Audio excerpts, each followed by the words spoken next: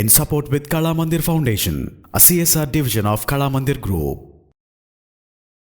మనం సహజంగా play store నుంచి డౌన్లోడ్ చేసుకుని ఇన్స్టాల్ చేసుకుని రకరకాల అప్లికేషన్స్ని ఫ్లాషబుల్ జిప్స్గా క్రియేట్ చేసుకోగలిగితే కనుక ఇక్కడ నుంచి మన ఫ్యాక్టరీ రీసెట్ చేసినా కూడా వాటిని ప్రత్యేకంగా ప్లే స్టోర్ నుంచి డౌన్లోడ్ చేసుకోవాల్సిన పని లేకుండానే ఆండ్రాయిడ్ రికవరీ అంటే TWRP కావచ్చు, బ్లాక్ మోడ్ నుంచి కావచ్చు, మనం ఫ్లాష్ చేసుకోవచ్చు.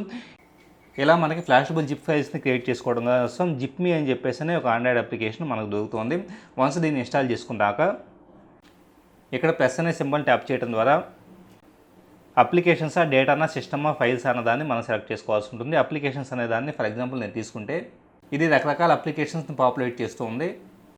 సో అది మనం డౌన్లోడ్ చేసుకున్న అప్లికేషన్ కావచ్చు లేదా సిస్టమ్ అప్లికేషన్ కావచ్చు, ఏ అప్లికేషన్ అయినా కానీ మనం సెలెక్ట్ చేసుకుంటే కనుక ఇప్పుడు ఫర్ ఎగ్జాంపుల్ బ్యాక్ డ్రాప్స్ అనే ఒక అప్లికేషన్ నేను సెలెక్ట్ చేసుకుని ఉన్నాను. ఆటోమేటిక్గా డన్ అనే బటన్ మనం ట్యాప్ చేసి ఉన్నామంటే కనుక ఇక్కడ నుంచి అప్లికేషను ప్లస్ డేటా అంటే అప్లికేషను దాని యూజర్ డేటా కూడా అంటే యూజర్ నేమ్ పాస్వర్డ్స్ లాంటి యూజర్ డేటా కూడా కావాలా, లేకపోతే అప్లికేషన్ ఓన్లీనా డేటా ఓన్లీనా సెలెక్ట్ చేసుకోవాల్సి ఉంటుంది. అప్లికేషన్ అండ్ డేటా అనేదాన్ని నేను సెలెక్ట్ చేసి ఉన్నాను. ఓకే అనే బటన్ నేను ట్యాప్ చేసి ఉన్నానంటే కనుక ప్లీజ్ వెయిట్ అని చెప్పేసి అది ఫ్లాషబుల్ జిప్గా క్రియేట్ అయ్యి దాని సైనింగ్ కూడా అవుతుంది.